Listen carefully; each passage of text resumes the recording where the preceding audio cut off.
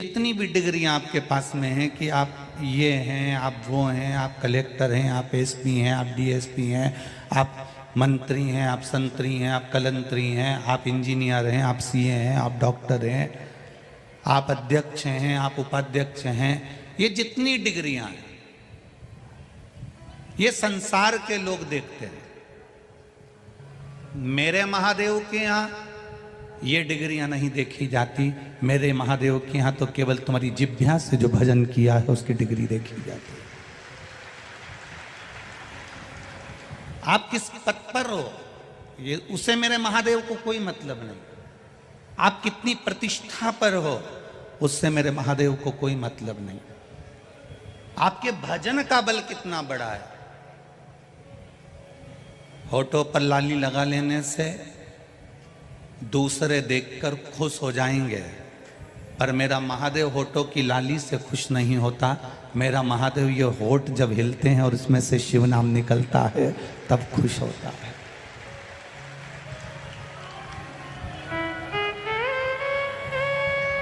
ये लाली से खुश होने वाला मेरा महादेव नहीं है।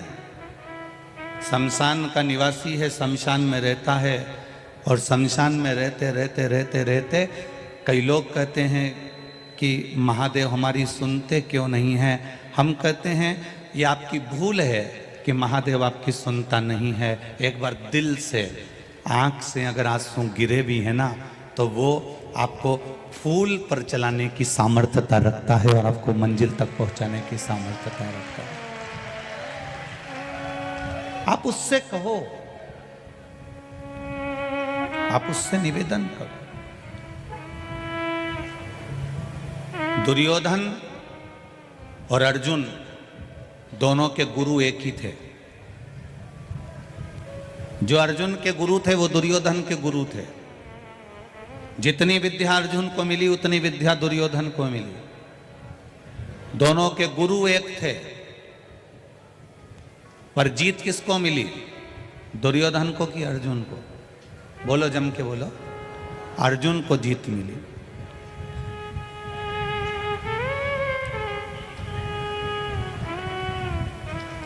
दुर्योधन के गुरु और अर्जुन के गुरु दोनों एक थे, पर जीत अर्जुन को मिली। उसका कारण क्या था? क्यों भगवान कृष्ण ने अर्जुन से कहा कि अर्जुन जाओ पार्थिव शिवलिंग का निर्माण करो, पूजन करो, आराधना करो? क्यों अर्जुन से कहा गया कि भगवान का भजन करो? क्यों अर्जुन से कहा गया कि शिव नाम की भक्ति करो? क्यों युधिष्ठिर से कहा गया कि जहां मौका मिल जाए, जहां से निकल कर जाओ, उस मार्ग में शंकर भगवान का कोई मंदिर मिल जाए, कोई देवालय मिल जाए तो उसका शीश नवा दो?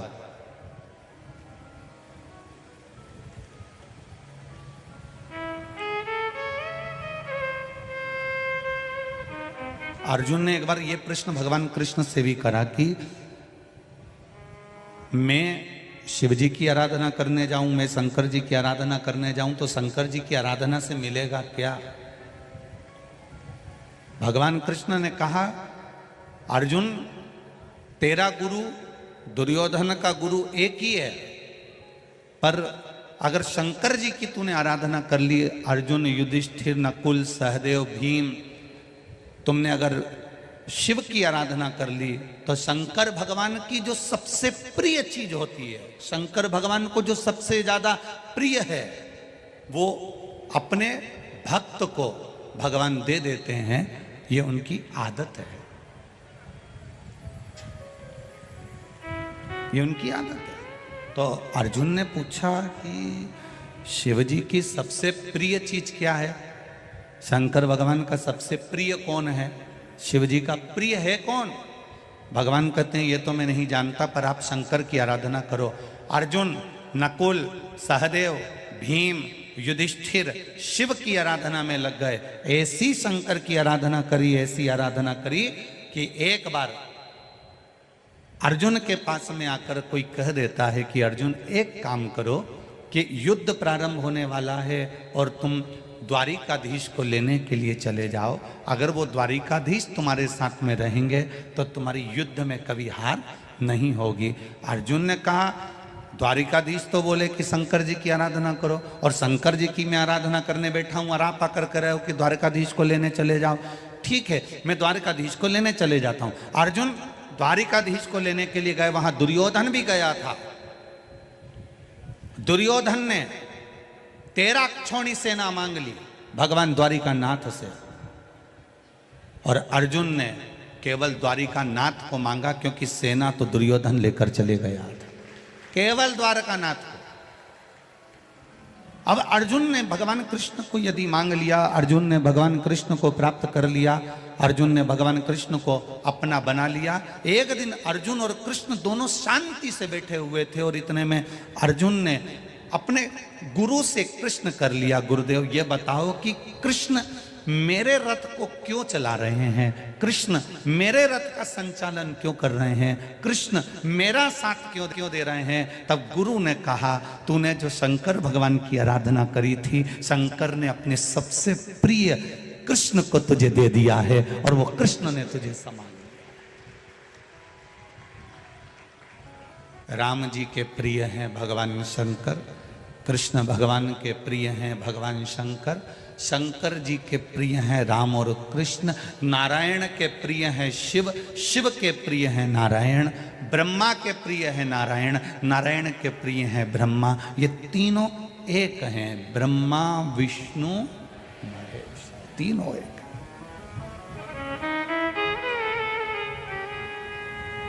प्रणवाक्षर के माध्यम यह तीनों ब्रह्मा विष्णु सदा जानते अविवेका, प्रणवाक्षर के मध्य ओम अक्षर के मध्य यह तीनों एका। ओम हर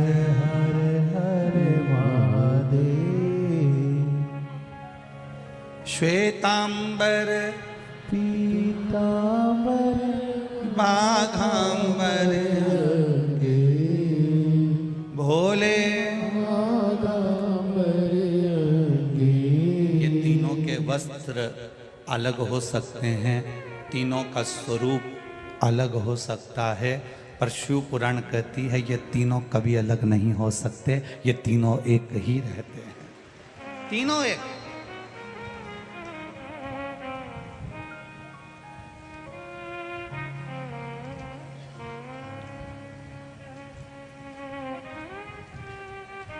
राजा भर्तरी ने अपनी बहन से, और बहन ने राजा भर्तरी को जो 3 बातों का ज्ञान दिया वो बड़ा विचित्र था।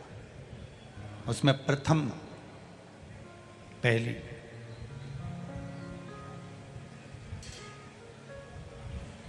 मैनावती राजा भर्तरी राजा विक्रमादित्य की बहन।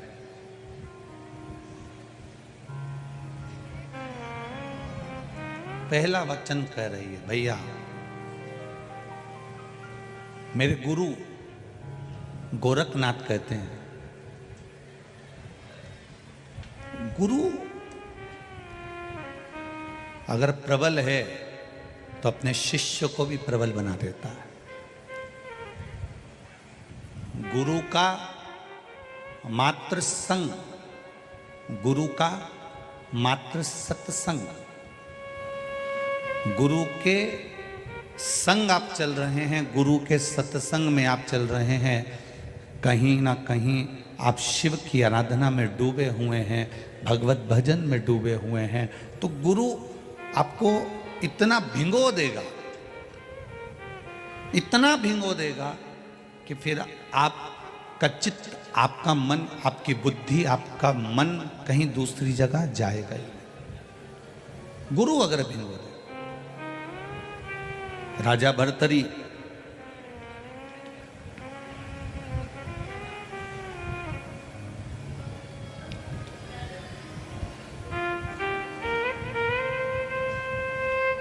जब क्रोध में आ गए, मेरी धर्म पत्नी मेरे पास कोई सत्ता की कमी नहीं है, मेरे पास कोई वैभव की कमी नहीं है, मेरे पास कोई दौलत की कमी नहीं, और मेरी धर्मपत्नी मेरी नहीं हो सकी। बहन कह रही है मैनावती, क्रोध क्यों करना, जिसके कर्म का दंड वो भोगेगा। वाणी और विचार,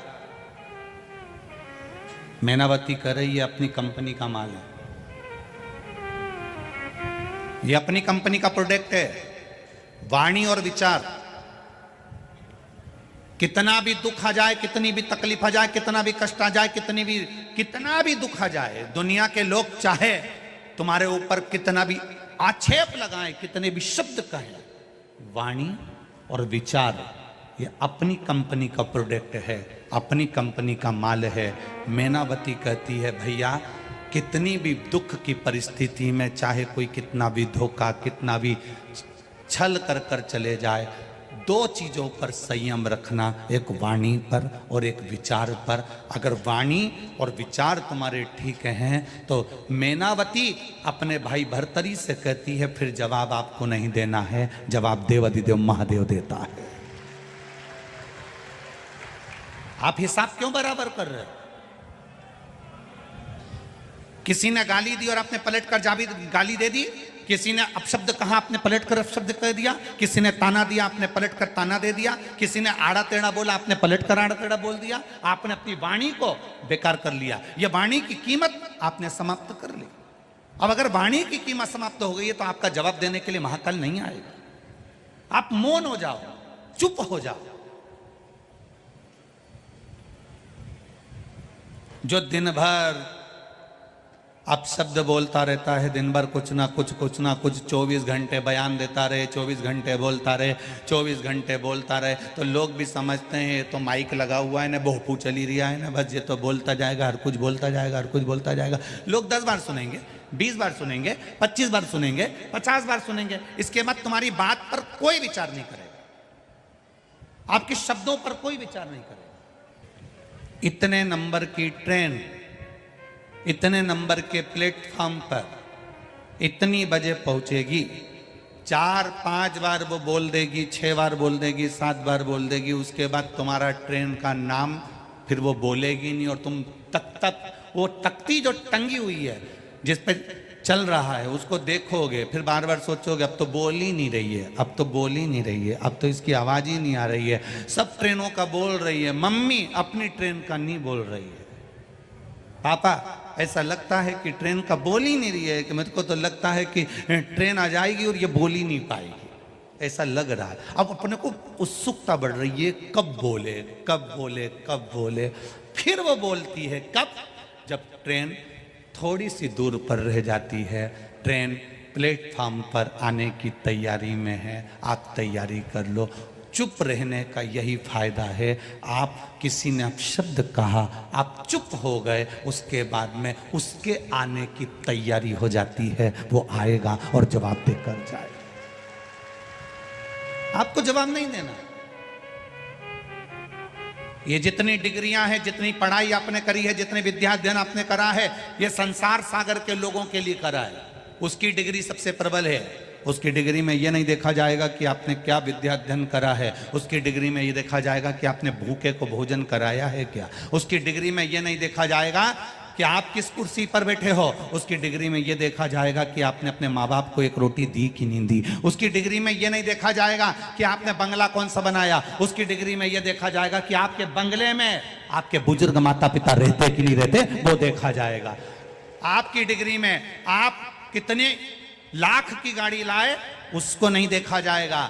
उसकी डिग्री में यह देखा जाएगा कि आपकी गाड़ी में कोई गिर पड़ा, कोई को तकलीफ थी, उसको तुम्हारी गाड़ी से कभी किसी देवालय तक, शिवालय तक, हॉस्पिटल तक, किसी अच्छे स्थान तक पहुंचा पाए कि ना पहुंचा पाए। उसकी डिग्री तुम्हारी कितनी भी प्रबल हो, वो डिग्रियां केवल यही देखी जा सकती है। पर वो जो डिग्री देखता है वो तुम्हारे मन की डिग्री, श्रद्धा की डिग्री, विश्वास की डिग्री और तुम्हारे भजन की डिग्री देखता है कि ये कितना भजन करा है, इसने शिव को क्या चढ़ाया।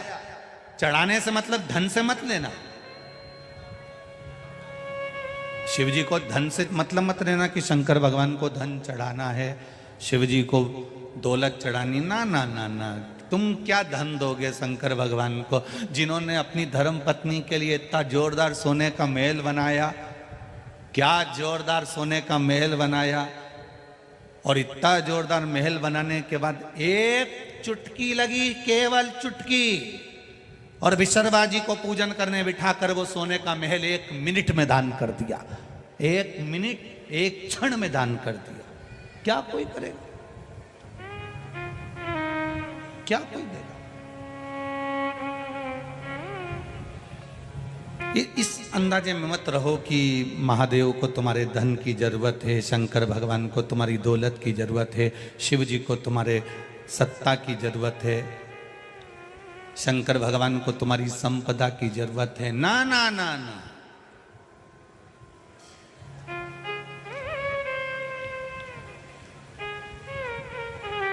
कुछ नहीं चाहिए। अलमस्त बैठा है आनंद में, एकांत।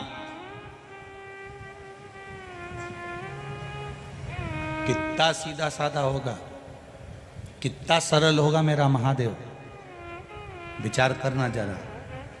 कोई मर गया, उसका अंतिम संस्कार खेत में करा, अंतिम संस्कार खेत में करा, तो जहां उसकी भस्म पड़ी थी वहीं पे ओटला बना दिया। बोलो री जी जी सही है कि गलत है? वहीं ओटला बना दिया, और ओटला बना के ना तुमने राम जी को बिठाया, ना तुमने कृष्ण जी को बिठाया, ना तुमने दत्त को बिठाया, ना तुमने देवी को बिठाया, ना किसी भैरू जी के बिठाया, ना किसी देवता के बिठाया। उस ओटले पर जो समाधि का ओटला है, जहां पर किसी का अंतिम संस्कार किया गया, उस जगह पर ओटला बनाकर तुमने किसी को नहीं बिठाया। बिठाया तो केवल एक कोई बिठाया। किसको? बोलो बोलो, जम के बोलो जरा। महादेव को बिठाया। नर्मदा जी नहाने गई थी, अस्थियां छोड़ने गई थी, वहां से शंकर जी खरीद के ले आई और शंकर जी को यहाँ ला के ओटला पे बिठा दिया। फिर कोई पूछे कि साहब ये ओटला कैसा, तो हमारा दादाजी पर दादाजी मरिया था तो उनका ओटला है। तो इस पे शंकर जी क्या कर रहे हैं, शिव जी क्या कर रहे हैं यहाँ पर? शंकर जी को क्यों बिठाया? क्योंकि उसको मालूम है, उसको ये ज्ञात है, कभी कोई भूल से भी 1 लोटा जल परिवार का व्यक्ति जाकर उस ओटले पर शंकर जी को अगर चढ़ा भी देगा तो ये जो भूमि है, ये जो जगह है, ये अपने आप में मोक्ष प्राप्त कर लेगी उसके जल से, मुक्ति। कितनी दुखी थी पृथ्वी। रामचरितमानस को उठाकर देखिए, पृथ्वी अपने दर्द सुना रही है कि चारों तरफ रावण का हाहाकार मच रहा है, आप कृपा करिए। कृष्ण अवतार के समय पर पृथ्वी दुखी थी, जाकर भगवान नारायण से प्रार्थना करती है कि कंस का अत्याचार बढ़ रहा है, आप कृपा करिए। बार बार पृथ्वी दुखी होती है, बार बार ये भूमि, ये वसुंधरा बार बार दुखी होती है, बार बार ये वसुंधरा रोती है, बार बार ये पृथ्वी रोती है, बार बार ये भूमि नैनों से नीर बहाती है। जब पाप बढ़ता है, अनाचार बढ़ता है, दुराचार बढ़ता है, ये पृथ्वी रोती है।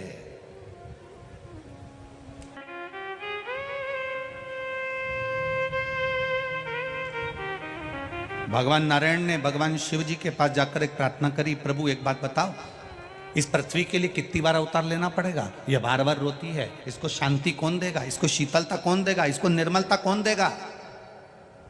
एक बार मैंने राम अवतार ले लिया, एक बार मैंने कृष्ण अवतार ले लिया, एक बार मैंने दत्त अवतार ले लिया, एक बार ये 24 अवतार मैंने जितने अवतार लिए हैं, ये सारे के सारे अवतार इस पृथ्वी के लिए लिए हैं, इसको शांति देने के लिए, इसको शीतलता देने के लिए, इसके आनंद के लिए मैंने इतने अवतार लिए हैं। इनमें ये बताओ कि कितनी बार हम अवतार लेते रहेंगे, कितनी बार हम जन्म लेते रहेंगे, कितनी बार हम पृथ्वी पर जाते रहेंगे, इस पृथ्वी को शांति देने के लिए कितनी बार हम जन्म लेंगे? कोई परमानेंट इलाज बता दो।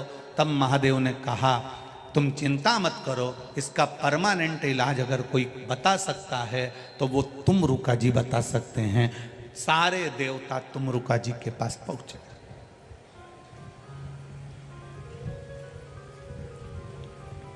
ब्रह्म वैवर्त पुराण का ये चरित्र बड़ा सुंदर है।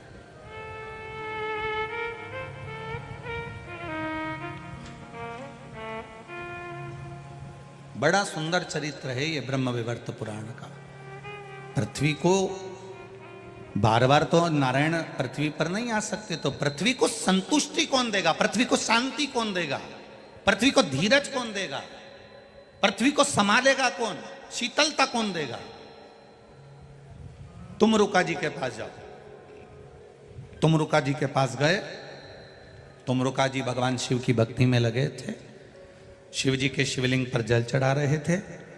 भगवान नारायण, ब्रह्मा, इंद्र, वायुदेव, जलदेव, गरुण देव, वरुण देव सब वहीं खड़े थे, सब देख रहे थे। तुम रुका जी शिव जी की आराधना कर रहे हैं, जल चढ़ा रहे हैं। बड़े धीरे धीरे धीरे धीरे आराम से शिव जी को जल चढ़ा रहे हैं। जितने विद्वान ब्राह्मण होंगे इस पृथ्वी के, जितने भू देवता हैं इस पृथ्वी के, जितने चतुर विद्वान ब्राह्मण जिन्होंने वेद पुराण शास्त्र का अध्ययन किया है, वो हमेशा एक बात जरूर कहते हैं कि शंकर जी का जब अभिषेक करो तो धीरे धीरे जल को चढ़ाओ, आराम से जल को समर्पित करो।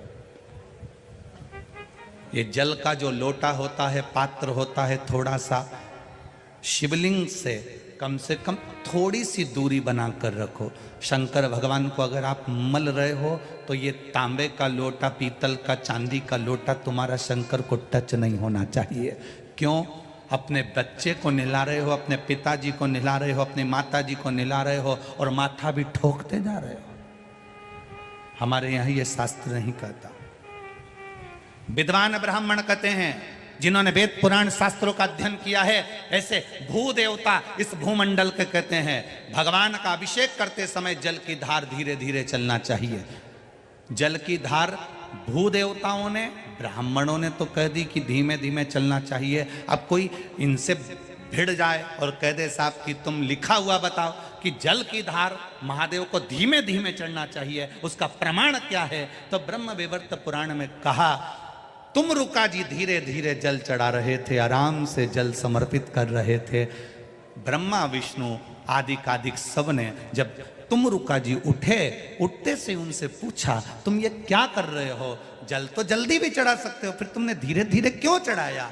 तो कहा मेरे जल को धीरे चढ़ाने का एक कारण है, ये जल शिवजी का चढ़ा हुआ जब पृथ्वी पर जाता है तो पृथ्वी इसको ग्रहण करते हुए अपने आनंद सुख को पाती है और शीतलता प्राप्त करती है, जिससे जनमानस का कल्याण करती है। अब ब्रह्मा जी के प्रश्न का संशय मिट गया, भगवान विष्णु के प्रश्न का संशय मिट गया, अब इंद्र के प्रश्न का संशय मिट गया कि पृथ्वी को बार बार भगवान को अवतार लेने की जरूरत नहीं पड़ेगी, भगवान को बार बार पृथ्वी पर आने की जरूरत नहीं पड़ेगी। अगर संसार के लोग, पृथ्वी पर रहने वाला एक एक बच्चा शंकर के मंदिर में एक लोटा पानी चढ़ाना चालू कर दे तो पृथ्वी भी अपना खजाना खोलना चालू कर देगी। राजा भर्तरी के समय पर, राजा विक्रमादित्य के समय पर भारत को सोने की चिड़िया कहा जाता था। सोने की चिड़िया कहलाने का अगर हक है तो राजा विक्रमादित्य को है। सोने की चिड़िया, सोने की चिड़िया। 7,32,000 वैदिक गुरुकुल विद्यालय भारत की भूमि पर विक्रमादित्य के समय पर चालू हो चुके थे। वो तो जब गुरुकुल 7,32,000 गुरुकुल या भारत की भूमि पर संचालित हो रहे थे, तब ये जो स्कूलों ने, ये तो आपका इंग्लैंड में सबसे पहला स्कूल 1811 में बना था, 1811 में, और उसके पहले 7,32,000 गुरुकुल भारत की भूमि पर चल रहे थे। केवल स्कूल में और गुरुकुल में जमीन और आसमान का अंतर है। स्कूल आपको नौकर बनाना सिखाते हैं और गुरुकुल आपको राजा बनाना सिखाते हैं। स्कूल में और गुरुकुल में जमीन आसमान का अंतर है। स्कूल आपको नौकर बनाना सिखाएंगे, इंजीनियर बन जाओगे तो कहीं नौकरी मिल जाएगी, अच्छी कंपनी में जॉब करोगे, अच्छी कंपनी में सर्विस करोगे। स्कूल वाले ये कभी नहीं कहते कि अपनी कंपनी डालने का प्रयास करना, पर गुरुकुल में गुरु कहता है अगर तू विद्वान बन गया तो तेरी खुद की कंपनियां चलेगी, तेरे साथ महादेव साथ चलेगा। स्कूल में और गुरुकुल में जमीन और आसमान का अंतर है।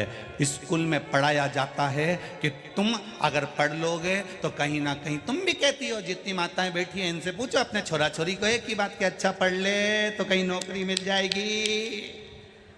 मतलब तुम भी चाहते हो कि तुम्हारा छोरा कहीं नौकरी करे, कहीं नौकरी करे, कहीं नौकरी करे, कहीं नौकरी करे। मतलब वो दुनिया भर की। इंग्लैंड में स्कूल इसलिए चालू करे गए कि भारत के लोगों को गुलाम बनाना था अपनी कंपनी में, अपनी प्रॉपर्टी में, अपनी जमीन पर, और उन्होंने करा। भारत के लोग जाकर आज भी उनकी गुलामी कर रहे हैं, आज भी नौकरी कर रहे हैं। अगर इतने पढ़ लिख गए थे, इतने विद्वान हो गए थे तो भारत के नवयुवक बच्चों को प्रेरणा देते और कंपनी यहां खोलकर उनको आगे बढ़ाने का प्रयास करते। विदेश भागते। राजा विक्रमादित्य ने यह कुछ नहीं करा। राजा विक्रमादित्य ने, जरा विचार करिएगा, 25 राजा विक्रमादित्य जब सिंहासन पर बैठे उसके पहले के 25 वर्ष में सनातन धर्म शून्य पर आ गया था। उठाकर देखिए जरा, राजा विक्रमादित्य जब अपने सिंहासन पर बैठे उसके पहले के 25 वर्ष, उसके पहले के 25 वर्ष सनातन धर्म को शून्य कर दिया गया था। शून्य। सनातन धर्म नीचे दबता गया, दबता गया, दबता गया। रामायण, भागवत, गीता, वेद, पुराण, ये मेरी उज्जैनी का, अवंतिका का इतिहास कहता है। पूरे भारत की भूमि पे से रामायण, भागवत, गीता, वेद, पुराण सबको छुपा दिया गया। ऐसी जगह छुपाया कि किसी के जिंदगी में जीवन भर मरते मर जाता तो ना रामायण ढूंढ पाता, ना वेद ढूंढ पाता, ना पुराण ढूंढ पाता। जो पुराण तुम सुन रहे हो ये भी नहीं मिल पाती। सारे वेद, सारे पुराण, सारे शास्त्र, महाभारत, रामायण, गीता, ये सब कुछ 25 वर्ष के अंदर, जब तक राजा विक्रमादित्य कुर्सी पर, सिंहासन पर नहीं बैठे, उसके पहले के 25 वर्ष में सबको छुपा दिया। ऐसा छुपाया, ऐसा छुपाया कि राजा भर्तरी भी नहीं ढूंढ पाए थे, उनके पिता भी नहीं ढूंढ पाए थे। जब राजा विक्रमादित्य भर्तरी के जाने के बाद सिंहासन पर बैठे तो उन्होंने पहला काम करा, एक ही चीज करी कि सबसे पहले महाभारत, रामायण, गीता, वेद और पुराण कहाँ छुपे हैं उसको ढूंढा जाए। पृथ्वी को उखेड़ दिया। एक एक जहां जहां पर्दे आदि आदि लगे थे, जितने जितने जो जो बने हुए थे, सबको तोड़कर उन्होंने वो वेद, पुराण, गीता, रामायण, शास्त्रों को निकाला और निकालकर विद्वान ब्राह्मणों के हाथ में दे दिया, तुम पढ़ो। पढ़ने के बाद इसका प्रचार पूरे ब्रह्मांड में करो। आज वापिस सनातन धर्म अगर भारत गौरव के शिखर पर चढ़ा है तो राजा विक्रमादित्य के कहने पर चढ़ा। आज दुनिया के लोग कहते हैं हम रामायण के वक्ता, कोई कहे हम भागवत के वक्ता, कोई कहे हम शिव पुराण के वक्ता, कोई कहे हम गीता के वक्ता। विक्रमादित्य, राजा विक्रमादित्य को धन्यवाद देना चाहिए। अवंतिका की भूमि पर रेलवे स्टेशन पर शीश नवाओ तो सबसे पहले राजा विक्रमादित्य को धन्यवाद देना कि तुमने भारत की स्थापना वापिस कर दी है। राजा विक्रमादित्य को धन्यवाद देना। अवंतिकापुरी में जितनी पाठशालाएं चले, उन पाठशालाओं में एक पुस्तक राजा विक्रमादित्य की भी चलना चाहिए, जिसने इस अवंतिका का निर्माण नहीं, पूरे भारत को सनातन धर्म का निर्माण करा है। ये कोई सहज है? राजा विक्रमादित्य बस उसकी 2-3 कहानी सुना दी, 32 की कहानी सुना दी और सिंहासन की कहानी सुना दी। उसके गौरव की कहानी कौन सुनाएगा? उसके इतिहास को कौन जानेगा? उसको पहचान जो चलता था तो काल अधिपति के शिखर को देखकर चलता था। रानी कहती थी मंदाला, स्वामी आप बार बार महाकाल के शिखर को क्यों देखते हो? रानी से राजा एक ही बात कहता था, एक दिन मुझे भारत को उसी शिखर तक पहुंचाना है, उसी शिखर तक, उसी शिखर तक। पूरी दुनिया के शिखर देखना और एक बार मेरे महाकाल राजा का शिखर देखना।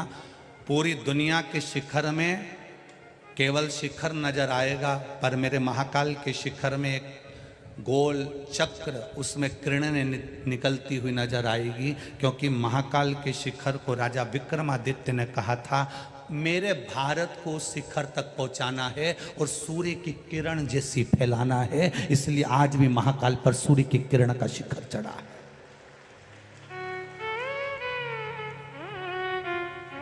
ये महर्षिद्धि। एक बार राजा विक्रमादित्य जा रहे थे और मां हरसिद्धि पांव में नूपुर बांधकर उज्जैन से जा रही थी। उज्जैन से राजा विक्रमादित्य से रहा नहीं गया।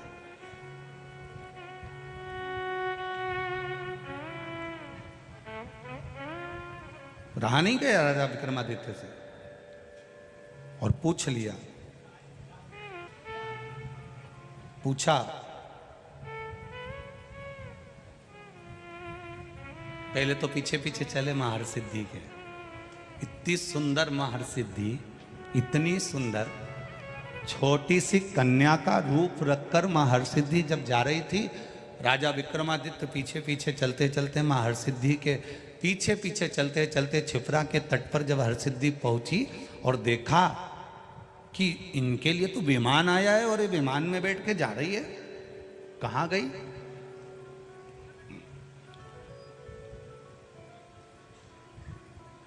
रोका।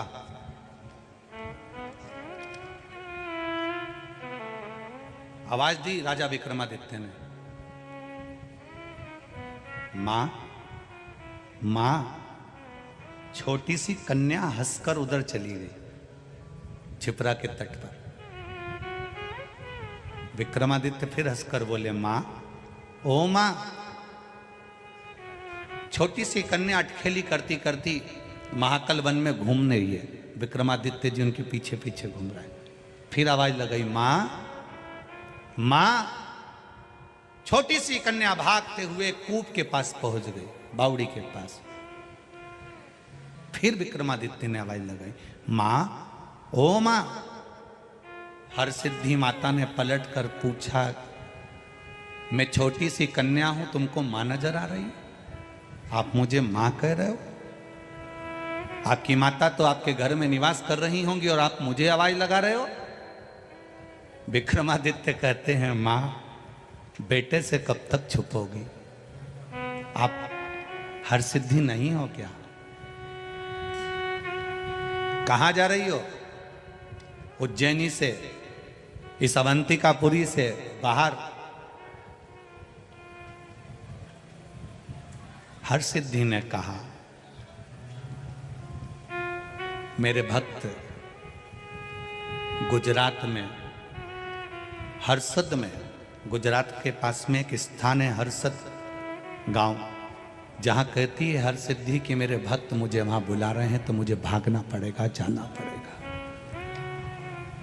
विक्रमादित्य जी कहते हैं, मां, इस अवंतिका को छोड़कर चली जाओगी तो ये अवंतिका वालों का पेट कौन भरेगा? क्योंकि मां हरसिद्धि, तू ही अन्नपूर्णा है, तू ही लक्ष्मी है। तेरा दर्शन शाम के समय पर अगर कोई करता है ना मां, तो उसका भंडार कभी खाली नहीं रहता, और तू छोड़कर चले जा रही। हरसिद्धि तो विक्रमादित्य की आंख में आंसू भरे थे आज मां से बात करते हुए। जैसे रामकृष्ण परमहंस मां शारदा से बात करते समय आंख से निरंतर अश्रु बहता रहता, निरंतर। रामकृष्ण परमहंस की जैसे आंख से लगातार आंसू बहता है मां शारदा से बात करते हुए, आज विक्रमादित्य मां क्षिप्रा के तट पर मां हरसिद्धि से बात करते हुए आंख से आंसू की धार बह रही है।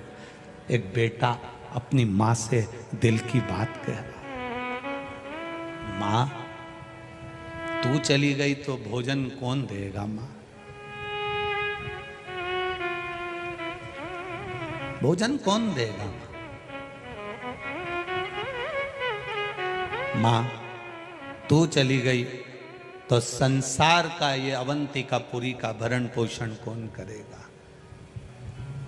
अवंतिकापुरी विक्रमादित्य का शासन केवल यही नहीं था, विक्रमादित्य का शासन तो चीन की बॉर्डर तक भी था, नेपाल तक भी था। विक्रमादित्य का शासन कोई साधारण नहीं रहा। तू चली गई मां तो इनका पेट कौन भरेगा?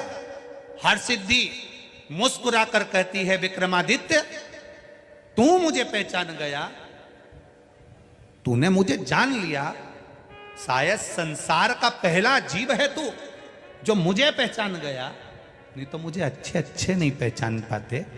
कौन जान सकता है? मां तेरा बेटा ही हूं मां, तेरी गोद में खेल कर बड़ा हुआ हूं मां। इस अवंतिकापुरी में तेरी ही गोद में इसी रज में मां में खेला हूं। कंकर कंकर में मैंने शंकर देखा है मां, और अपनी मां को भूल जाऊं ये कहाँ की बात है। हरसिद्धि ने हाथ पकड़ा विक्रमादित्य का और जाकर एक स्थान पर वो बैठ कर कहती है कि तू बता दे विक्रमादित्य मैं कहाँ रहूं। विक्रमादित्य कहते हैं मां पूरा बंगला तेरा है, जो कमरा तुझे पसंद आए वो कमरा तू रख। हम होते हैं बंगला बनाते हैं तो मां का कमरा अलग बना देते हैं, इनका कमरा ये रहेगा, मम्मी तुम्हारा कमरा ये, तुम्हारा ये कमरा है, उसमें 2 अलमारी बना दी, एक पलंग बना दिया, थोड़ा बहुत उसमें काम कर दिया। और खुद के कमरे में बेटा अपना कमरा तैयार करता है तो धर्म पत्नी जूड़ा बांध बांध के 25 बार कह देती फर्नीचर अच्छा बनाना, इंटीरियर अच्छा करना, सुंदर बनाना, सुंदर बनाना। 25 बार पति अपनी पत्नी को गाड़ी पर बिठा के बंगला दिखाने ले जाता, ये अपना कमरा है। पत्नी खुश हो, तुम थोड़ी सी अलमारी ऐसी बनवा लो तो।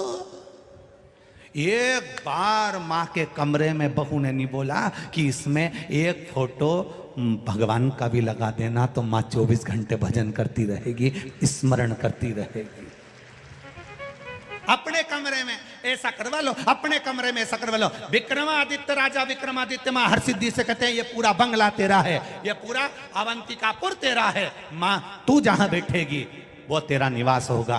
बस मां ने कह दिया राजन सुबह के समय पर आकर तू मेरा स्मरण करना, जहां तू मुझे लाल पुष्प समर्पित कर देगा वहीं यह हरसिद्धि आकर बैठ जाएगी। और मां हरसिद्धि पूरी अवंतिकापुरी में भ्रमण करती करती राजा सुबेरे आया, एक पुष्प ले जाकर रख दिया, रखा, मां वहां विराजमान हो गई। आज भी वो हरसिद्धि दुनिया का भंडार भर रही है, दुनिया का भंडार भर रही। अन्नपूर्णे सदा पूर्णे शंकर प्राण। हमको तो लगता है ये महाकाल राजा ने ये शिव महापुराण की कथा उज्जैन को लोगों को उज्जैन का इतिहास बताने के लिए रखी है, ऐसा लगता है हमको ऐसा महसूस होता है कि ये महाकाल राजा ने खुद ने रखी कि ये मेरी उज्जैनी, ये दुनिया के लोग उज्जैन में रहने वाले भी भटक रहे हैं। वहां पर कोई को नई पवन उतरी है, नारियल लेके वहां पहुंच गई, कोई ने घूम घूम के 2-4 दाना बता दिया और कह दिया तो वहां अगरबत्ती लेके पहुंच गई। और यहां सारे देवता बैठे हैं, इस भूमि को छोड़कर जाओ तो तुम्हारा भाग्य फूटा है। अरे जिसके चक्कर में दुनिया पड़ी है, पूरा विश्व जो महाकाल राजा का दर्शन करने आता है, पूरा विश्व मां छिपरा का स्नान करने आता है, पूरा विश्व हरसिद्धि माता का दर्शन करने आता है, पूरा विश्व काल भैरव का दर्शन करने आता है, पूरा विश्व गोपाल जी का दर्शन करने आता है, पूरा विश्व चिंतामन गणेश का दर्शन करने आता है। और आप अभी भी संशय में जी रहे हो, अभी भी संशय तुम्हारे मन में, किसी ने कुछ कर दिया होगा। उज्जैन वालों पे कुछ कर दे फिर वो काल भैरव क्या करेगा? उज्जैन वालों पर, अरे उज्जैन वालों को तो ठाठ से सोना चाहिए। महाकाल बैठा है, काल अधिपति बैठा है, हरसिद्धि बैठी है, चैन की नींद सोना चाहिए। किसका दाम जो उज्जैन की धरा पे आके कहीं का यूंच कर जाए। स्केल इसकी सामर्थ्यता, किसकी सामर्थ्य? महाराज वो करता। जी से प्रार्थना दिल से करी गई, खाली नहीं जाती। बहन मैनावती ने राजा भर्तरी को वाणी और विचार शुद्ध रखने का भाव प्रकट किया। दूसरा, मैनावती राजा भर्तरी जी की, राजा विक्रमादित्य जी की बहन, दूसरा संवाद राजा भर्तरी जी से कहती है, भैया विलाप का क्षण कम रखना चाहिए।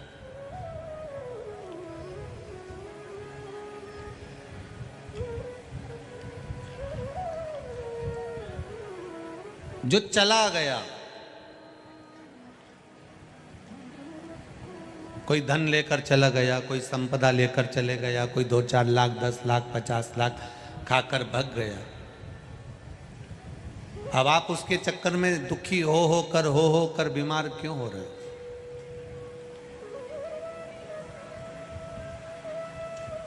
तुम्हारी किस्मत में होगा तो जो लेकर गया है उससे दुगना कोई दूसरा ला कर दे देगा, ये निश्चित है।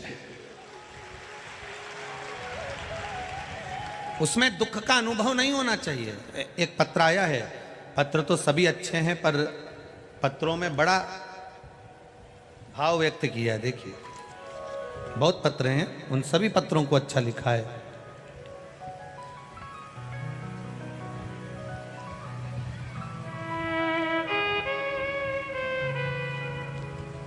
श्रीमती साधना तिवारी, पत्नी ओम प्रकाश तिवारी, ग्राम पोस्ट कोरिहर, जिला रायबरेली, उत्तर प्रदेश से आई हैं। कहीं बैठी हो तो दोनों हाथ हिलाइएगा।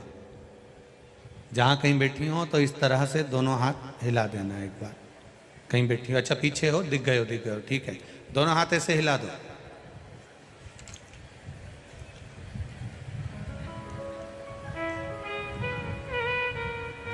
गुरुजी 2017 से परेशान थे। हमारे छोटे बेटे को सर में ट्यूमर हो गया था, जिसका फोटो हमने लगाया। 2 बार रायबरेली हॉस्पिटल में सर्जरी करवाई लेकिन ठीक नहीं हुआ।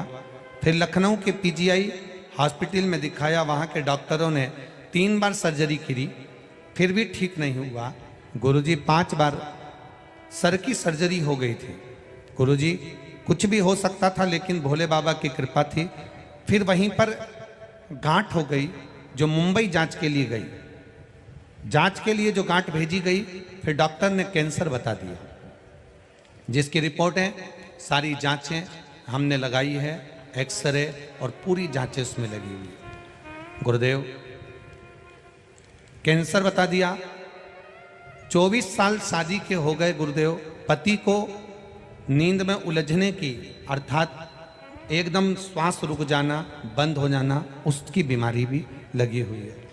एक बेटा है जिसके पेट में पथरी है, ग्राइविडर में। हम सब दुखी थे गुरुदेव, आखिरी में करें क्या। तभी मेरी भाभी ने मुझसे पूछा, अब कैसा है बेटा? हमने कहा उसको तकलीफ है, परेशान मत हो, कथा आती है टीवी पर, आस्था चैनल पर, उसको जरा सुनना चालू कर। और कथा सुनने के लिए हम तैयार हुए। कथा में आपने कई बार भगवान शिव को जल चढ़ाकर बेलपत्र का वर्णन किया, वही हमने करना प्रारंभ करा। गुरुदेव कथा सुनते सुनते 2022 में फरवरी से हम कथा सुन रहे हैं और आपकी कथा काशी भी सुनने गए और बाबा से काशी में पंडाल में बैठकर प्रार्थना करके आए थे कि मेरे बेटे को कैंसर बताया है, बस ये ठीक हो जाए, ऐसी कृपा करना। एक बेटे को पथरी है ग्रेविडन में, वो भी ठीक हो जाए, ऐसी कृपा करना। पति के लिए भी बोल कर आए थे गुरुदेव। बाबा की कृपा से आज महाकाल की भूमि को नमन करने आए हैं। मेरे बेटा कैंसर की बीमारी से ठीक हो गया है और बेटा बड़ा भी ठीक है, इसलिए हम यहाँ नमन करने के लिए आए हैं। बस एक विनती और है, मेरा पति भी ठीक हो जाए, यही बाबा से प्रार्थना करने आए। हर हर। मुख पर मास्क हो और गले में रुद्राक्ष या तुलसी की माला हो। मास्क शरीर को बचा लेगा, एक रुद्राक्ष का मन का, एक रुद्राक्ष, एक तुलसी का मन का हमारे राष्ट्र को बचाएगा, सनातन धर्म को बचाएगा, हमारे धर्म को बचाएगा। पहचान हो जाती है, ट्रेन में सफर करो, ट्रेन में सफर करते करते पहचान हो जाएगी। गले में रुद्राक्ष पड़ा है, एक रुद्राक्ष तुम्हारे गले में पड़ा है तो लोग कह देंगे क्यों शंकर जी का उपासना करती हो।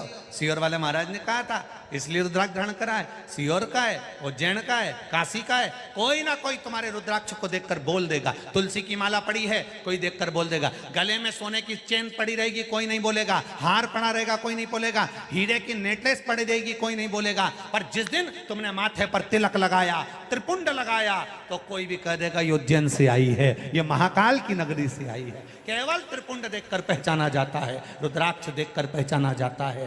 तो दो चीजें अपनी चित्त वृत्ति में उतार कर रखना। बहुत बीमारियां चल रही है, शरीर को बीमार करने की भी बीमारी हो रही है और सनातन धर्म को भी बर्बाद करने की बीमारी हो रही है। बहुत दीमक लगे हुए हैं।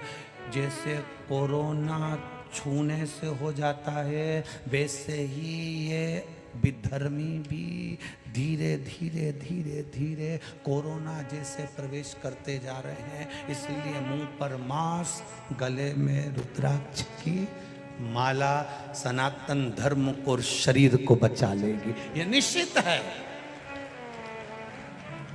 जाओ शिव के मंदिर, शंकर की चौखट पर, शिव की आराधना में, शिव के गुणगान में।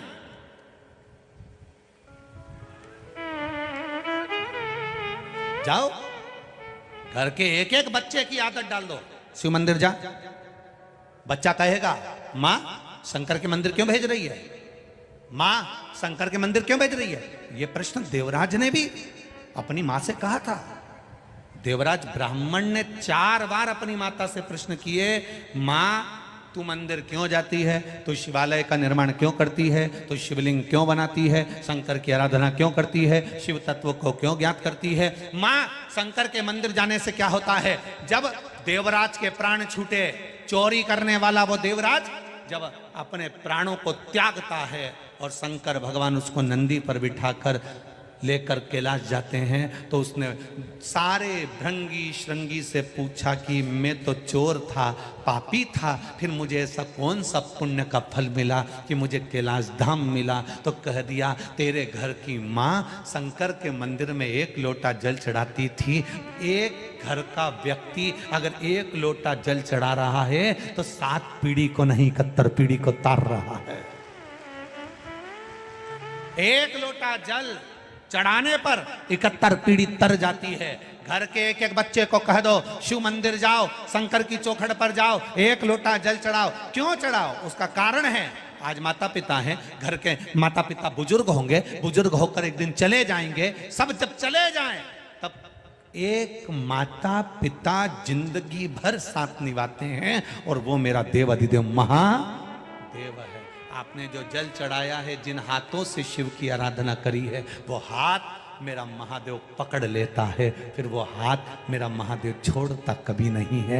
एक बार उसने पकड़ लिया तो छोड़ेगा नहीं, छोड़ेगा नहीं।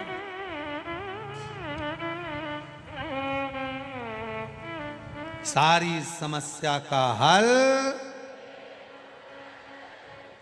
होना चाहिए। और आप भी 50 बार लोगों से कह सकते हो 1 लोटा जल चढ़ाओ, शिव जी का आराधना करो, शंकर का भजन करो, शिव स्तुति करो, शंकर का गुणगान करो। इन पत्रों में एक बेटी ने पत्र लिखा, उस बेटी ने पत्र में लिखा कि मैंने नौकरी के लिए इतने साल से परेशान थी, इतना करा इतना करा इतना करा, आखिरी में मैं क्या वर्णन करूं गुरुदेव। बाबा की कृपा से शैलेंद्र कुमार कुशवाहा, श्री बदाम सिंह कुशवाहा, ग्राम शंकरपुर, कटाफोरी, जिला फिरोजाबाद, उत्तर प्रदेश से आए। कहीं बैठे हो तो हाथ हिलाइएगा, कहीं बैठे हो तो हाथ हिलाइएगा, जहां कहीं भी बैठे हो।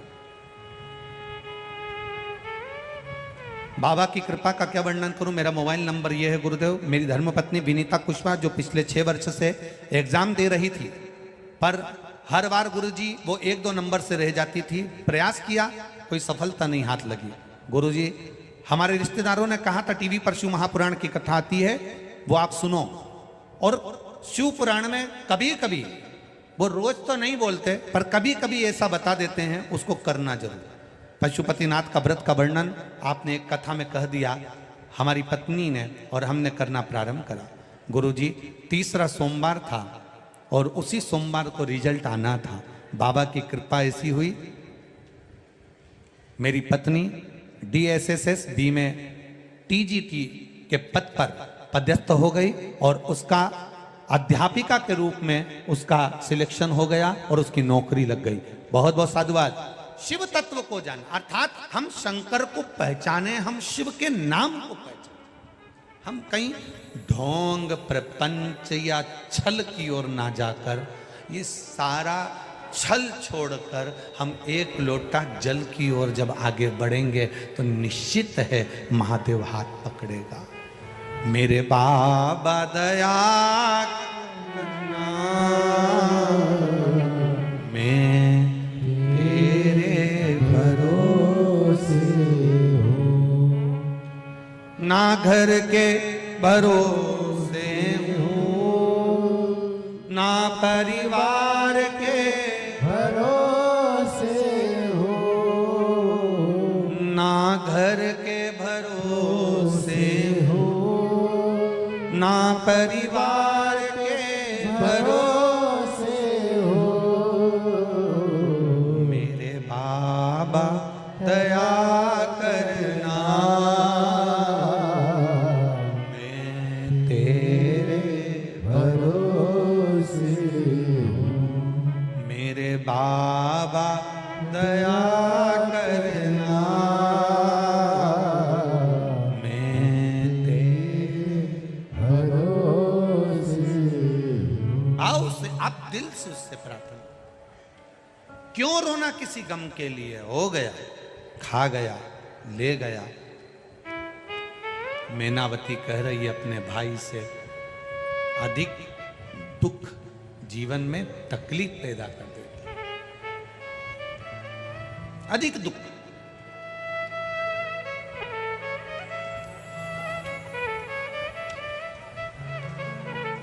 करो भजन,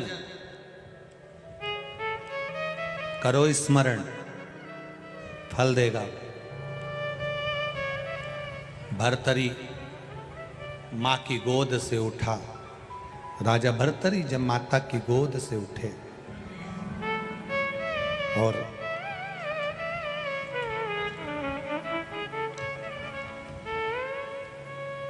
माता की गोद से जब राजा भर्तरी उठते हैं,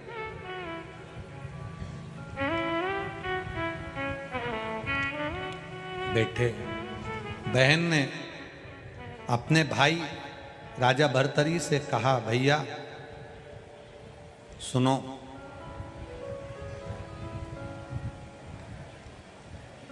या तो राष्ट्र की सनातन धर्म की रक्षा के लिए आप सिंहासन संभालो, या फिर अपने इस मनुष्य देह को, जो मानव का शरीर मिला है, इस देह को परमात्मा में लगा।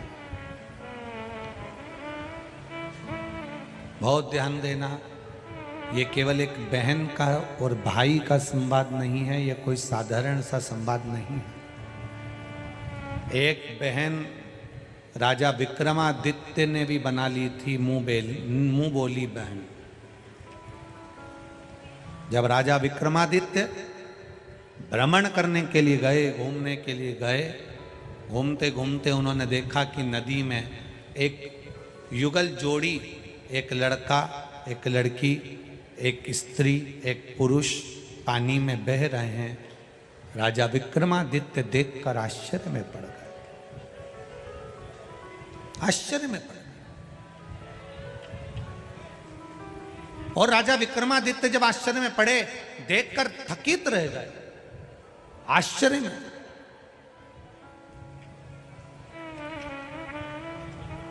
थकित।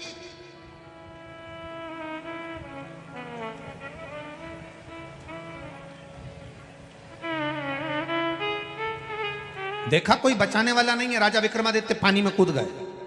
कूद कर उन्होंने दोनों, वो स्त्री और पुरुष को वो नवयुगल जोड़े को बाहर निकाला, पूछा कौन हो तुम?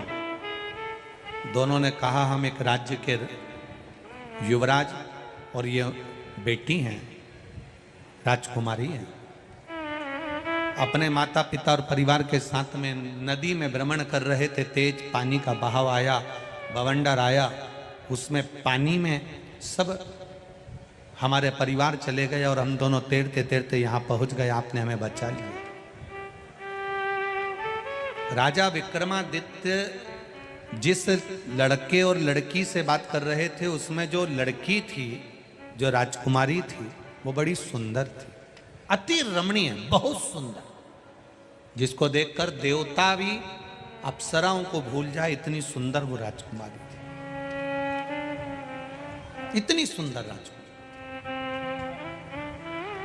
जिसको देखकर देवताएं भी अप्सराओं को भूल जाएं, इतनी सुंदर वो राजकुमारी का जब दर्शन किया और उन दोनों को लेकर राजभवन में गए। राजभवन में जाने के बाद सारे साज सजा दिए गए कि आप यहाँ निवास करो, भोजन करो, पानी पियो, आनंद से रहो, मना नहीं, आपके राज्य में हमें भेज दिया जाएगा। जब वो निवास करने लगे, इतनी सुंदर राजकुमारी, इतनी सुंदर राजकुमारी, वो राजकुमार ने उस राजकुमारी के लिए विचार करा, कहा ये मेरी बहन है और हम इसके लिए वर ढूंढ रहे हैं, और इतना अच्छा राजा विक्रमादित्य है, इतनी सुंदर मेरी बहन है, क्यों ना राजकुमार ने विचार करा कि अपनी बहन का विवाह इस विक्रमादित्य राजा के साथ पक्का कर दूं। पर राजा विक्रमादित्य ने उन दोनों को रखा, जिमाया, पानी पिलाया, भोजन कराया, वस्त्र दिए, आभूषण दिया, रखा।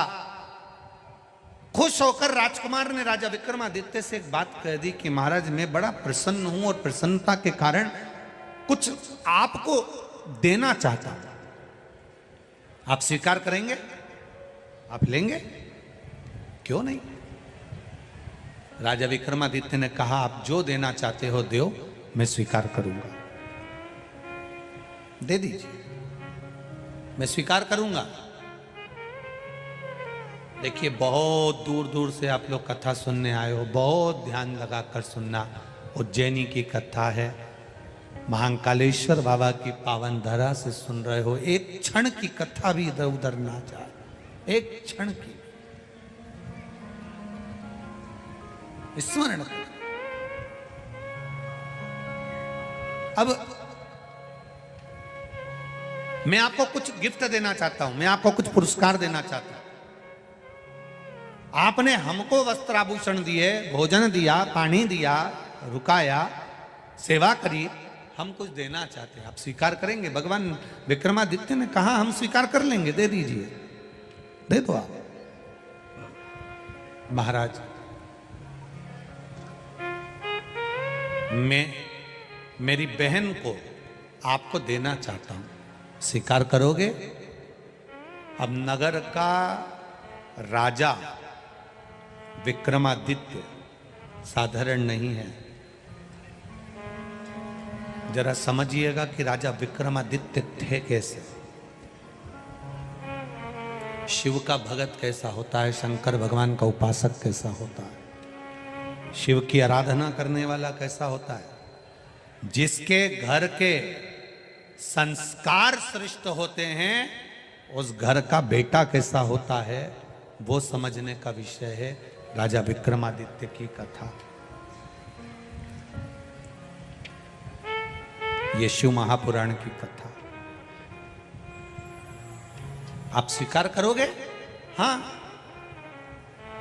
मैं अपनी बहन को आपको देना चाहता हूं, आप स्वीकार करोगे? राजा विक्रमादित्य ने कहा क्यों नहीं करेंगे। आपने अपनी बहन को मुझे दिया, मैं स्वीकार करता हूं, आज से मेरी ये बहन कहलाएगी,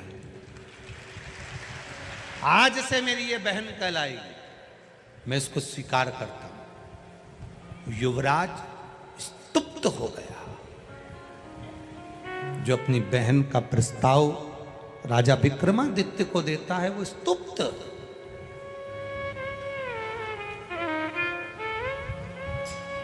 विचार करना जरा, राजा विक्रमादित्य के शब्द को सुनिएगा और अपनी जिंदगी में उतारिएगा। युवराज कहता है मैंने अपनी बहन आपको दी और आपने उसको बहन बना लिया। राजा विक्रमादित्य कहते हैं सुनो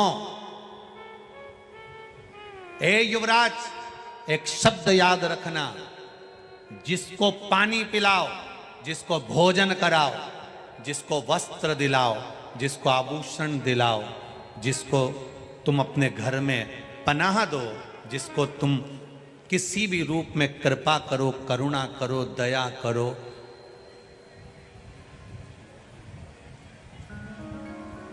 उससे कुछ लेने की आस छोड़ दो। और अगर कोई दे भी रहा है तो उससे वो रिश्ता बनाना जिस रिश्ते की पवित्रता हो, उस पवित्रता के रिश्ते को लांछन ना लगे। एक व्यक्ति अगर एक बहुत विचित्र बात करें, शायद दुनिया के लोगों को यह बात बुरी लग जाए, और वैसे भी सियोर वाला महाराज बुरा है, लग जाए तो लग जाए, पर सुन लो तुम तो। चाहे दुनिया के लोगों को यह बात बुरी लग जाए, और लग सकती है, कईयों को लगेगी ये बात बुरी और लग जाए।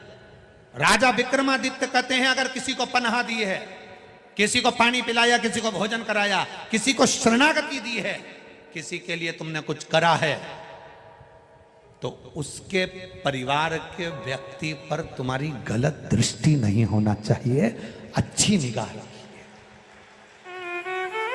अब दुनिया को देखिए, दुनिया की दृष्टि देखिए।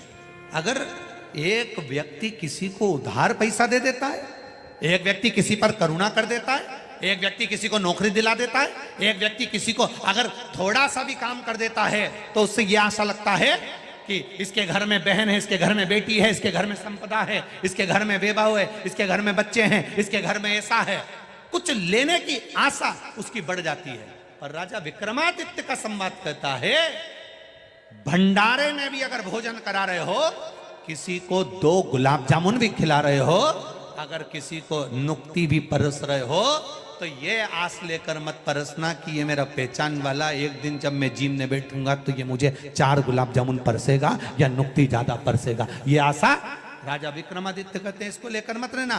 पर आज की जो अभिलाषा है, आज का जो क्रम है, आज का जो विचार है, वो बिल्कुल उल्टा है, बिल्कुल उल्टा। हमने इसके लिए यह करा तो इसको हमारे लिए यह करना चाहिए। आशा क्यों लगाई? शिवपुराण करे आशा एक राम जी से दूजी आशा, छोड़ दो नाता एक राम जी से दूजा नाता, तो साधु संगे राम रंगे अंग अंग, रंगी और जाई विधि राखे राम, ताई विधि रही। क्यों कहा?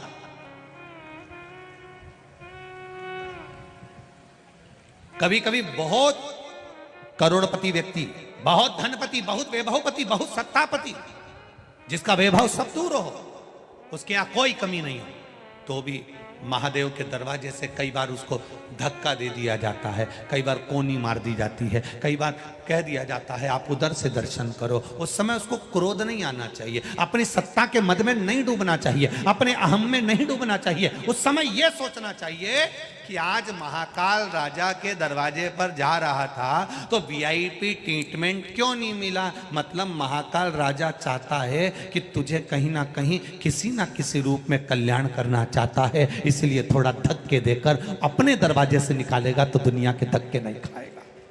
अच्छा सोचो, अच्छा विचार करो, शुद्ध भाव रखो, शुद्धता का स्मरण करो। जब आप अच्छा सोचने लगोगे कि आखिर कारण क्या था जो मैं मंदिर गया और पुजारी जी ने मेरे से जल नहीं चढ़वाया, या भगवान ने मेरे से दर्शन नहीं करा, या मेरे को वीआईपी ट्रीटमेंट नहीं मिला, कारण क्या है? कारण कुछ नहीं है, कारण वो काल अधिपति महाकाल राजा, उसने सोच लिया आज मेरे दरवाजे से धक्का खाकर जाएगा तो पूरी जिंदगी अच्छे से निकल जाएगी। और ये जिंदगी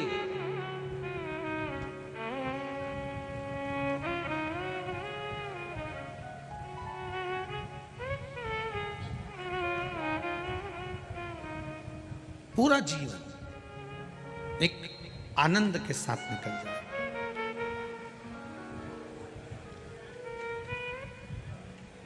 और जब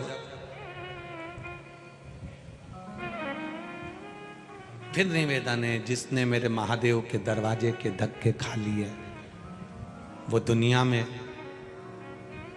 फिर कभी कहीं धक्का नहीं खाता है, कभी धक्का नहीं खाया।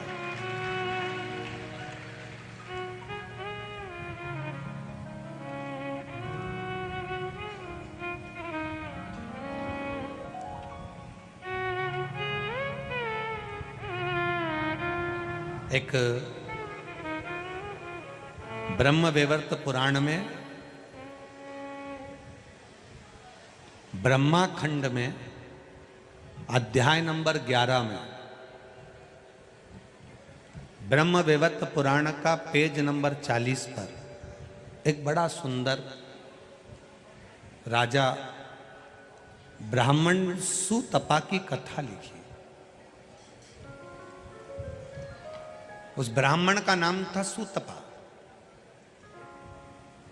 जो शिव जी की आराधना में 24 घंटे डूबा रहता था। 24 घंटे।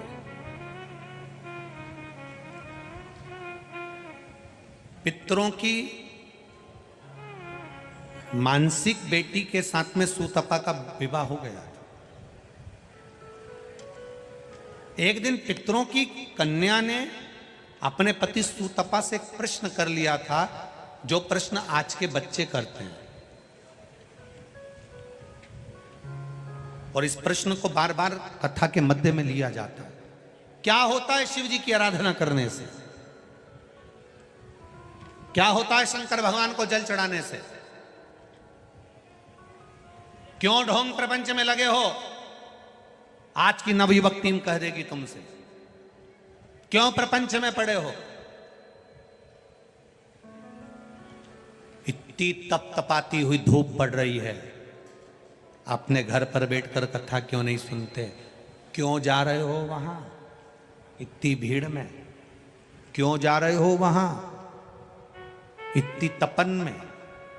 2 किलोमीटर दूर गाड़ियां रुक जाए और पैदल पैदल पैदल पैदल 1.5 किलोमीटर 1 किलोमीटर दूर तक तपते हुए जाओ। कौन कह रहा है तुमसे? कहेंगे लोग।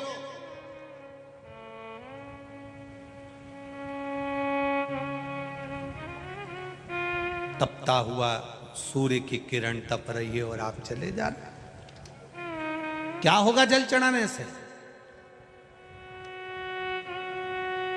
क्या मिलेगा आपको शिव महापुराण से? रावण के पास भी सलाहकार थे और राम जी के पास भी सलाहकार थे। बहुत ध्यान देना। रावण के पास जो सलाहकार थे, रावण ने पूछा दरवाजे पर सेना आ गई है, राम सेतु बना लिए हैं, तैयारी हो गई है, सलाहकारों बोलो, सलाह दो मुझको, अच्छी सलाह देना, करना क्या है?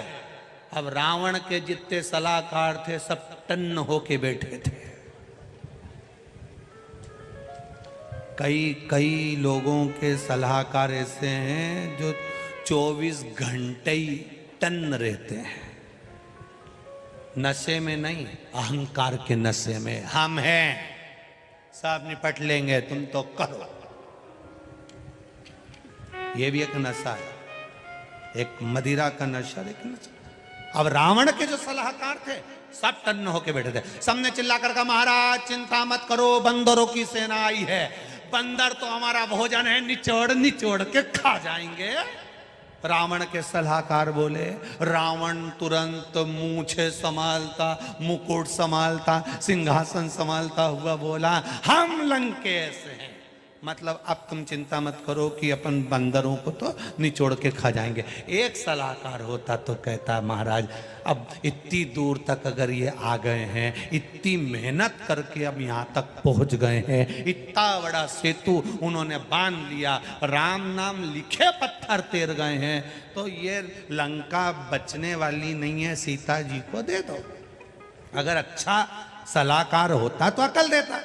अब उनने तो कह दिया सबको निचोड़ के खा जाएंगे। और एक सलाहकार रावण के पास में थे और एक सलाहकार राम जी के पास में थे। जब समुद्र रास्ता नहीं दे रहा था, राह नहीं दे रहा था, तब सलाहकार ने कहा अपन प्रार्थना करते हैं, विनती करते हैं, निवेदन करते हैं, अगर रास्ता दे देगा तो अपन पार उतर जाएंगे। और अच्छी सलाह दी, इसलिए समुद्र ने भी रास्ता दे दिया और पार उतर गए। सलाहकार अच्छे हो, और यदि सलाहकार अच्छे हैं तो आपका जीवन श्रेष्ठ है। सलाहकार गड़बड़ हो गए तो गया।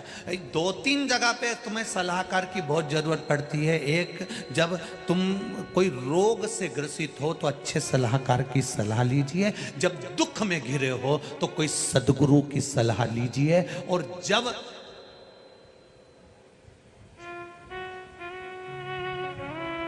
वस्त्र पहनो तो भी अच्छे सलाहकार की सलाह से पहनो, यहां से फटे चीथड़े मत पहनो। अच्छे सलाहकार, पार्लर पर जाओ तो जो अच्छा सलाह दे तुमको, जो कह दे यूं चोटी को निकाल के नहीं यूं करी और ऐसा रिंग लगा दे, सब गुलदस्ता जैसा, और उनमें से बाल यूं निकाल दे, बक्कल लगा के, और तुम्हारी आँखों को यहाँ से नीली पीली करके, और ऐसा मुंडा, एक तो दांत लंबे, ऊपर से कत्थई कलर की लिपस्टिक लगाई दी, बहुत दिया, और 4 बिंदी चिपका दी, एक यहाँ चिपकाई ने, एक यहाँ चिपकाई ने, एक यहाँ चिपकाई। फिर किसी ने सलाह दे दी ने, वो नाक की नथनी यहीं पहन लो, यहीं लटका के घूमे, फिर कहीं का कह दे यहीं जबी दो,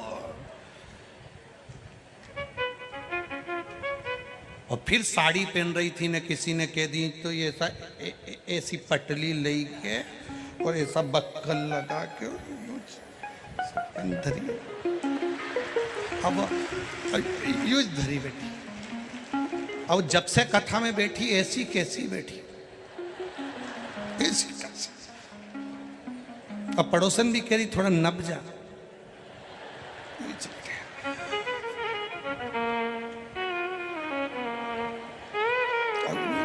तुम देखना कई शादियों में बस बिल्कुल यहाँ रख के, अच्छा इतनी लगा के आई कि वो गुलाब जामुन भी नहीं खा पाओ। और आजकल बफेट में गुलाब जामुन भी बड़ी, और इसकी आदत शुरू से पड़ी क्योंकि इसकी मम्मी ने छोटी छोटी बना के एक में निपटा देती थी। अब इतनी बड़ी गुलाब, अब इधर से टोरा टोरी रोए, मम्मी हमको, मम्मी हमको। अब ये कटोरी में प्लास्टिक की गुलाब जामुन, एक छोटी सी लकड़ी की चम्मच, अब वो पे बड़ी मुश्किल से तो 2 घंटे से लगी थी, तब चम्मच पे गुलाब जामुन आई, सीधी सीधी चम्मच, उस पर बड़ी मुश्किल से गुलाब जामुन। इतने में छोरा छोरी के हमको हमको, इतने में से मुंह फड़ा, मतलब पूरी जैसी भी लग गई पूरी। तब जाकर किले तक गुलाब जामुन पहुंची, तब पहुंची। सलाहकार अच्छे होंगे, अच्छे भी। रावण के सलाहकार बेकार थे, इसलिए रावण धराशायी होकर गिर गया।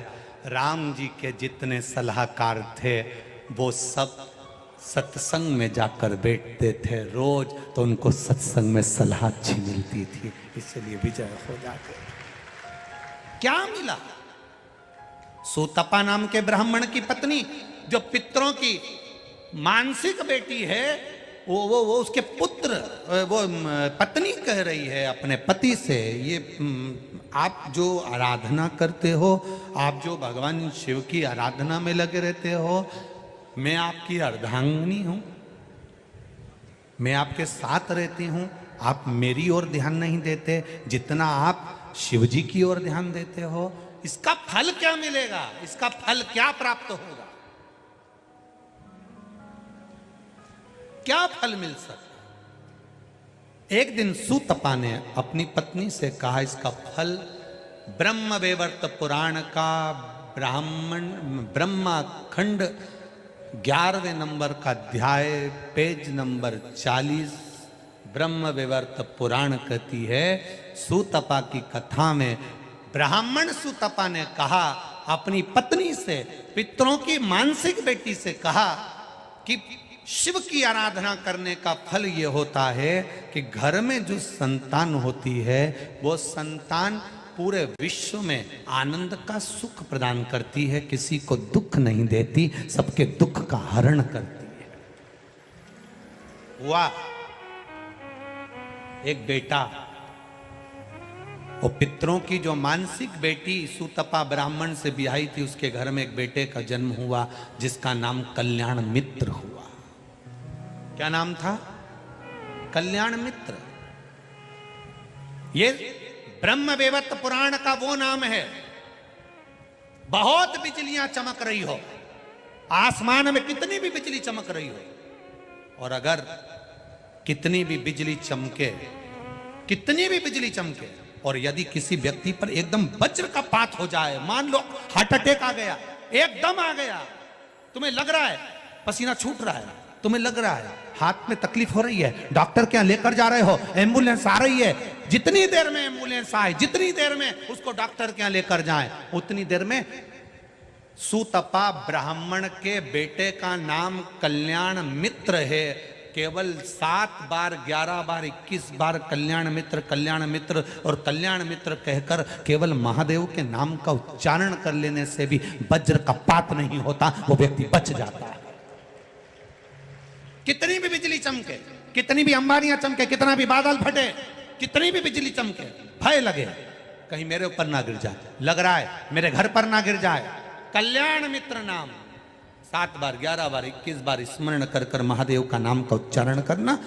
बिजली कहीं पर भी गिरेगी पर तेरे ऊपर या तेरे घर के ऊपर नहीं गिर पाएगी। कल्याण मित्र ये पितरों की मानसिक बेटी का पुत्र है, पितरों का नाती है और सुतपा ब्राह्मण का पुत्र है। ब्रह्म वैवर्त पुराण का अध्याय 11 ब्रह्मा खंड कह रहा है, 40 नंबर का पृष्ठ वर्णन कर रहा है कि यह बालक कोई साधारण नहीं हुआ।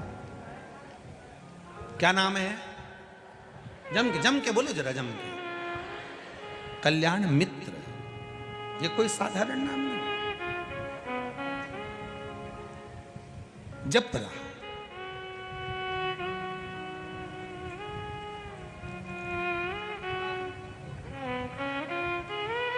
कल्याणेश्वर महादेव भी कहते हैं, ध्यान देना जरा सा।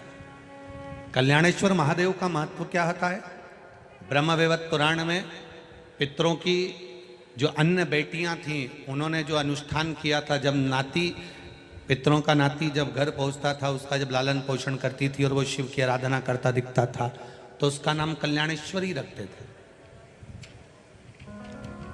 एक निवेदन आप सबसे रहेगा, जिनके लीवर में, किडनी में तकलीफें रहती है, डॉक्टर को दिखाते रहो, जांच कराते रहो।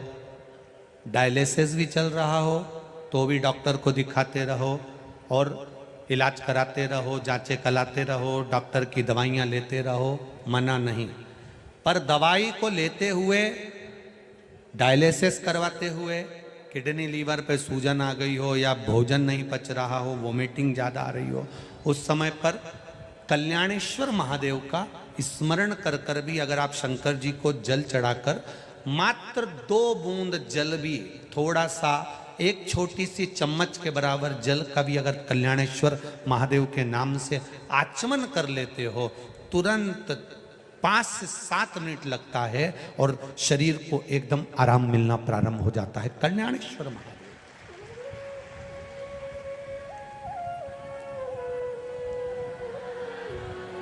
शिव शंकर की कथा, बाबा देवाधिदेव महादेव का संवाद कर रहा है। और जब ये कोई साधारण सा नाम नहीं है, दोनों नामों का स्मरण फिर से करिए। सुतपा के पुत्र का नाम क्या था? जम के बोलो जरा, कल्याण मित्र। याद हो जाना चाहिए आपको, हर कभी किसी भी जगह पर तुम्हें याद आ जाएगा। कोई संकट की घड़ी में भी पड़ा है, उस समय पर कल्याण मित्र का नाम लेकर आपने जल का आचमन भी कराया तो उसमें फल प्राप्त हुई।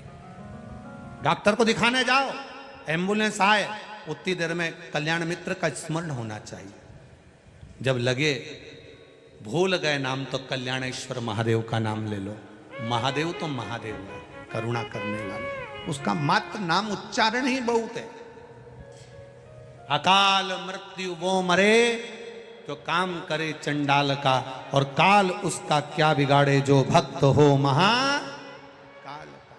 कल्याणेश्वर तो दो नामों का स्मरण रहेगा आज की कथा में। पहला सुतपा का पुत्र कल्याण मित्र, और दूसरा पा है कल्याणेश्वर महादेव। कल्याणेश्वर महादेव का वर्णन एक और बड़ा भाव वर्णन किया है, उसको भी आप सुनेंगे ध्यान से।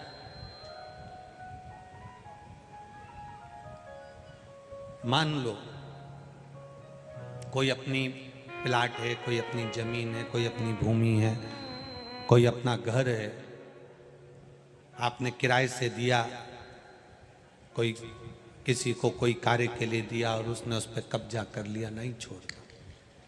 बहुत प्रयास कर लिया, अदालत तक में केस पहुंच गया, तब भी कल्याणेश्वर महादेव का